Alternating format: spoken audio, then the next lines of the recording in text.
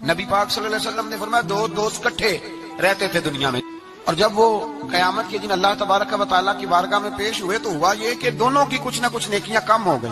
اب دونوں کو نہیں پتا، علیحدہ علیحدہ کہ دونوں کے ساتھ ایک جیسا معاملہ ہو گیا، اس کا حساب وہاں ہوا، اس کا وہاں ہوا۔ دونوں 20% نیکیاں ڈھونڈ رہے تھے، دونوں کو کوئی نہیں ملی، رستے میں دونوں کی ملاقات ہو گئی۔ تیرا کیا بنا؟ اس نے کہا یار 20% کمی رہ گئی۔ تیرا کیا بنا؟ 20% رہ گئی۔ اب دوست ہے نا دوست، دنیا میں بھی سودا نیکی کا، آخرت میں بھی نیکی کا۔